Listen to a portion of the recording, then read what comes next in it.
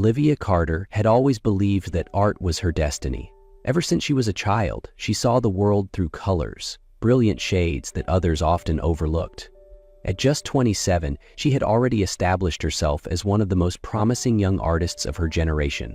Her paintings, rich with emotion and breathtaking color palettes, were celebrated in galleries, praised by critics, and sought after by collectors. But beyond fame and success, Olivia had something even more precious: love. Ethan Sullivan, a respected art critic, had been by her side for years. They met when Olivia was still a student at an art academy, and what started as admiration soon blossomed into romance. Ethan understood her art in a way no one else did. He saw her brilliance, encouraged her creativity, and always reminded her of her own worth. With him, Olivia felt like her life was a perfect canvas, every moment painted in vibrant hues of love, ambition, and shared dreams. They talked about the future often, about traveling to Paris for exhibitions, about opening a studio together, about building a life filled with passion and creativity. She had no reason to doubt their love, no reason to believe that the masterpiece of her life could ever be ruined. But perfection is fragile, and Olivia was about to learn just how easily a single moment could shatter everything. The night the accident happened, Olivia had just finished one of the biggest exhibitions of her career. The gallery had been packed, filled with admirers praising her work, journalists eager to interview her, and collectors discussing the value of her newest pieces. It was everything she had dreamed of. As she drove home, rain drizzled against her windshield, turning the city lights into blurry streaks of color. She was exhausted but happy, replaying the evening's events in her mind. She reached for her phone, considering calling Ethan to share her excitement, but before she could dial, the sound of screeching tires filled her ears. The next moments were a blur, a blinding flash of headlights, the sharp jolt of impact, the shattering of glass, the sensation of her body being thrown, and then, nothing. When Olivia woke up, she was surrounded by unfamiliar voices, the sterile scent of antiseptic filling her nostrils. Panic gripped her as she tried to open her eyes, but all she saw was darkness. "Miss Carter," a voice said gently, "you've suffered severe head trauma. There was significant damage to your optic nerves. I'm so sorry, but you've lost your sight." The words didn't register at first. Olivia shook her head.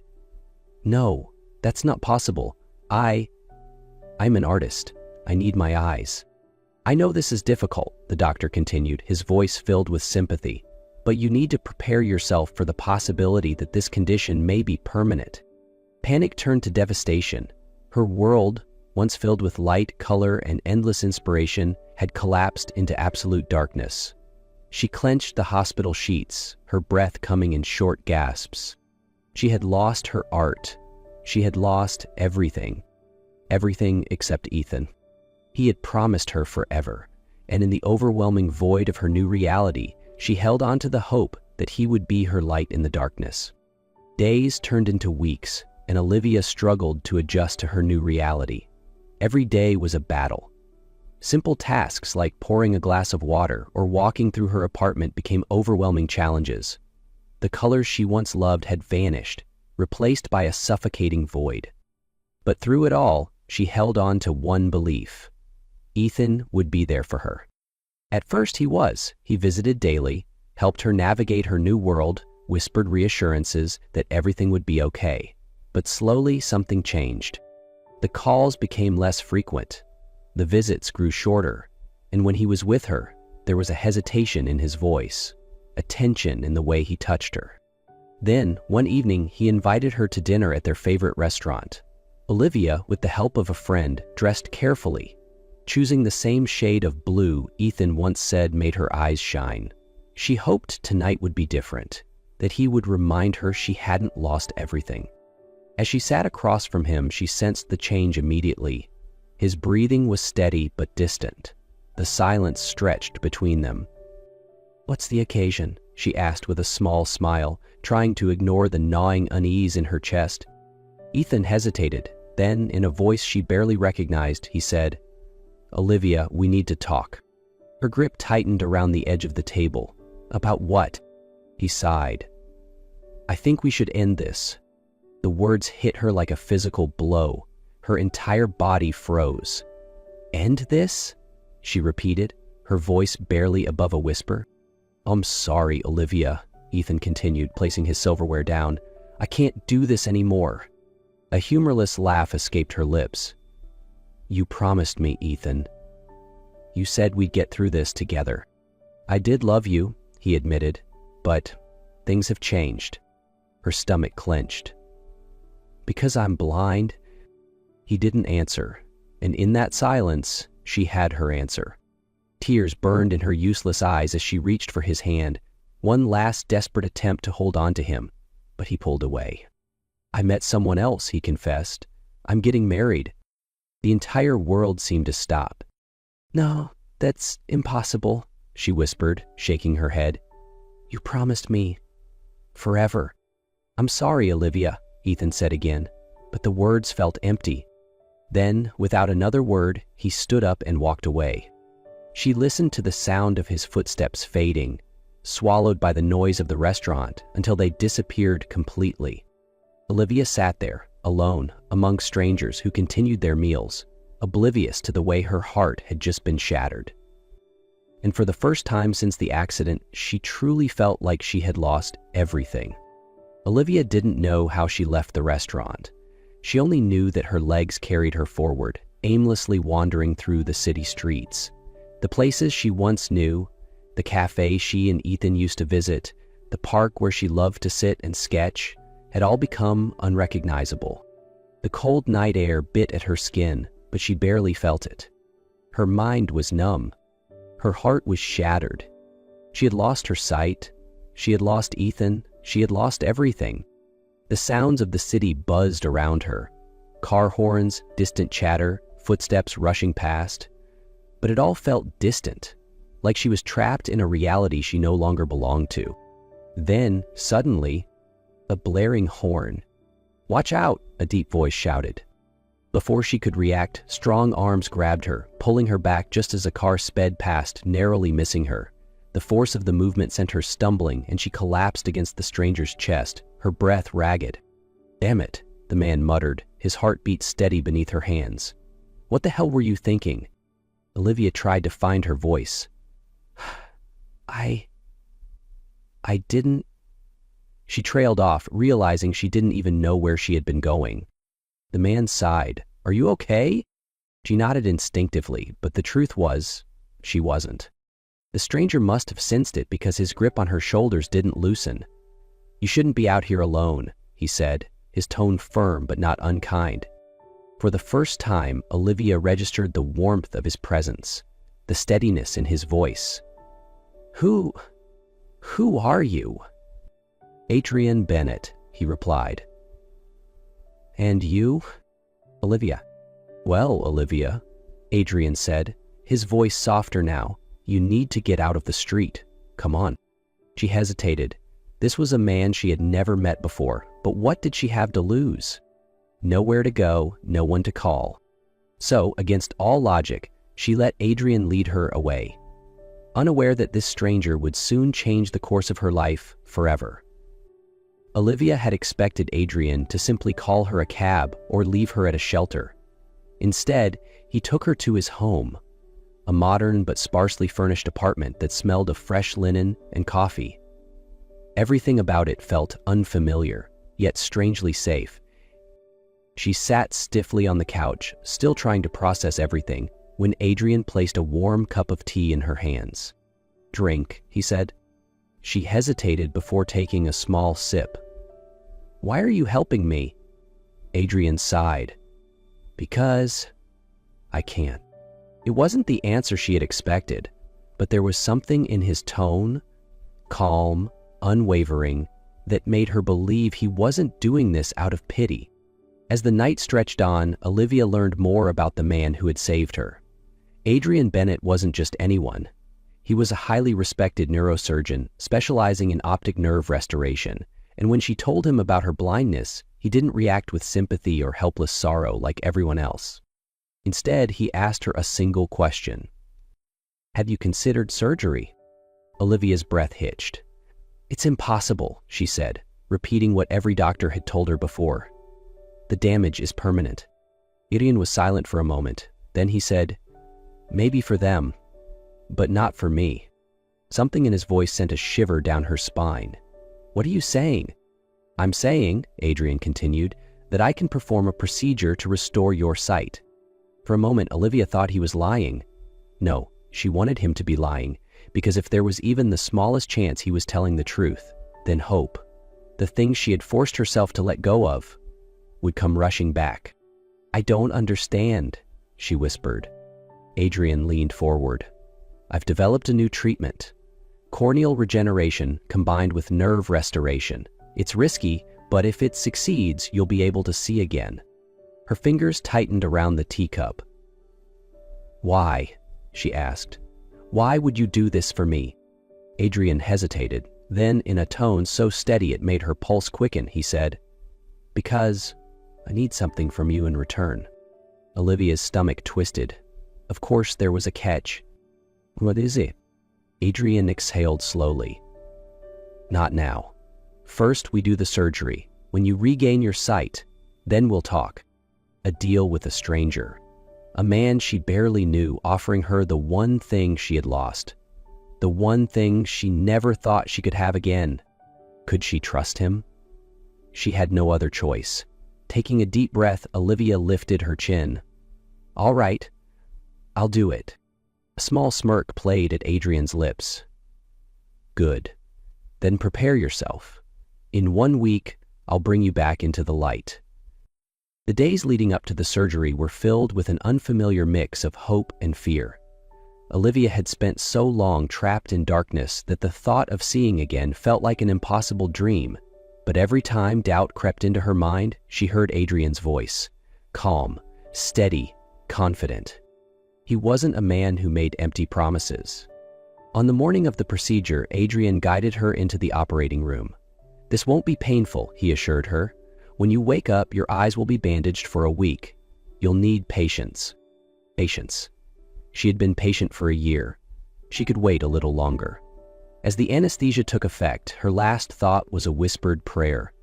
Let this work. When Olivia woke up, everything was still dark, but this time it wasn't because she was blind. It was because of the thick bandages wrapped around her eyes. "Don't touch them," Adrian's voice warned as she instinctively reached up. "Your eyes need time to heal." A week. 7 days of waiting, wondering, hoping. Through it all, Adrian remained close. He checked her vitals, ensured she took her medication, and even sat with her in the evenings, speaking to her about the world she couldn't yet see. For the first time since her accident, Olivia felt something she hadn't in a long time: security. And then the moment arrived. Seated in Adrian's clinic, she felt his hands gently remove the bandages. Slowly, he instructed. "Open your eyes." Her heart pounded as she hesitated. What if it hadn't worked? What if she opened her eyes and saw nothing but darkness? Taking a shaky breath, she opened them. At first, everything was hazy, a blur of indistinct light and shadow. Then, slowly, the world sharpened into focus. The white walls of the clinic, the sunlight streaming through the window, the faint blue of the curtains swaying in the breeze. And then, Adrian. For the first time, she saw the man who had saved her. He was taller than she had imagined, his features sharp yet composed, but it was his eyes that caught her attention, intense, piercing, unreadable. Tears slipped down her cheeks as she choked out the words, I can see." Adrian didn't say anything at first. He simply watched her, a flicker of something unreadable in his gaze. Then, finally, he spoke. "Good." Olivia's chest tightened. This was the moment she had dreamed of, but a nagging thought loomed over her. She owed him now. Adrian seemed to sense her shift in emotion, because his next words were spoken with quiet finality. "Now it's time for you to fulfill your end of the deal." Olivia swallowed hard. "What do you want from me?" Adrian leaned back against his desk, his expression unreadable. Then, with unnerving calm, he said, "I need you to marry me." Silence filled the room. Olivia stared at him, convinced she had misheard. You what? You heard me, Adrian said evenly. I want you to be my wife. For 1 year. Olivia let out a breathless laugh, but there was no humor in it. Is this some kind of joke? Adrian's expression remained cold, unshaken. No joke. It's a simple arrangement. She shook her head. Why me? You don't even know me. I know enough, Adrian countered. I know that you have no family, no career to return to. I know that right now you have nowhere else to go. Olivia stiffened. He wasn't wrong, but that didn't explain why he needed her. Why do you need a wife? She asked, voice quieter now. Adrian exhaled slowly. Because I need custody of my daughter. His daughter? Adrian's jaw tightened as he continued. My ex-wife, Vanessa, abandoned our child years ago, but now she's back, and she's trying to take Emily from me. Not because she loves her, but because she wants control. The court favors stable families, and having a wife would strengthen my case. Olivia's mind reeled. She had expected Adrian to demand money, a favor, something simple. Not this. She took a deep breath. And what happens after a year? Adrian's lips curled into a smirk. Then we go our separate ways. You'll be free, and I'll have secured custody. It was absurd, insane, but Olivia knew one thing for certain. She owed Adrian more than she could ever repay. And maybe, just maybe, this was her way of thanking him. Slowly, she lifted her chin. All right, she said, her voice steadier than she expected. I'll marry you. Adrian studied her for a moment before nodding. Good, we'll make the arrangements immediately. As he turned away, Olivia exhaled shakily. She had stepped into a deal she didn't fully understand. And something told her that by the time this year was over, nothing in her life would ever be the same again. The wedding was quiet, almost transactional. No grand gestures, no romantic vows, just a simple exchange of rings before a judge. Adrian remained composed, treating it like a legal matter rather than a union. Olivia, despite knowing this was all temporary, couldn't shake the feeling of unease. When they arrived at Adrian's home, a sprawling estate much larger than she expected, Olivia realized she wasn't just stepping into a marriage of convenience. She was stepping into a family. Emily, Adrian's 6-year-old daughter, was waiting for them. She had curly brown hair and wide, curious eyes. You're my new mommy? Emily asked, tilting her head. Olivia hesitated. I suppose so. Emily studied her for a long moment before nodding. Okay. Then she pulled a small stuffed rabbit from behind her back. You can have this. It helps me when I'm sad. Something in Olivia's chest tightened. She knelt down, brushing a curl from Emily's forehead. Thank you, sweetheart. Emily beamed, and Olivia knew this little girl was going to change everything. Days turned into weeks. At first, Adrian kept his distance. He was polite but detached, treating Olivia more like a business partner than a wife. But she noticed the little things. How he made sure she had her favorite tea, how he lingered for a second when their hands accidentally brushed, how his gaze softened when he watched her with Emily. And then there were the nights. Sometimes Olivia couldn't sleep. She would sit by the fireplace, lost in thought, and somehow Adrian always found her. You should rest, he murmured one evening. She sighed. It's hard to sleep when your entire life changes overnight. For once he didn't have a cold, logical response. Instead, he sat beside her, staring into the fire. I know the feeling, he admitted. It was the first time she saw the cracks in his armor, but just as Olivia started to let her guard down, the past returned. One morning, as she was picking Emily up from school, she heard a voice she never wanted to hear again. Olivia. She froze. It was Ethan. Olivia's breath caught in her throat as she turned to face Ethan. What do you want? She asked, keeping her voice steady. I made a mistake, Ethan said. I should never have left you. She scoffed. You left me when I lost my sight. Now that I can see again, you suddenly regret it? I still love you. The words made Olivia freeze, But not because she believed them, because she didn't, not anymore. Before she could respond, another voice cut through the air. Olivier. She turned to see Adrian standing a few feet away, his expression unreadable. His eyes flicked from her to Ethan, darkening. Ethan smirked. Does he know, Olivia, that this marriage isn't real? He turned to Adrian. She needed you for her sight. You needed her for custody. That's all this ever was, wasn't it? Adrian's jaw tightened. Olivia clenched her fists. Ethan, stop. But the damage was done. Adrian's face was carefully blank, but she could see the flicker of doubt in his eyes. Without another word, he turned and walked away. Later that night, when Olivia tried to talk to him, he was cold, distant. Do you regret marrying me? She finally asked. Adrian hesitated, and in that silence, she had her answer. A sharp pain twisted in her chest. Without another word, she turned and walked away. This time, before he could. The days that followed were cold and distant. Adrian buried himself in work, and Olivia convinced herself that maybe this was how their story ended. Then, one evening, a knock at her door. She opened it to find Adrian standing there, his usual composure gone. His eyes, filled with desperation, locked onto hers. I know the truth, he said. Ethan and Vanessa set you up, and He exhaled sharply. I let them win. Olivia's chest tightened.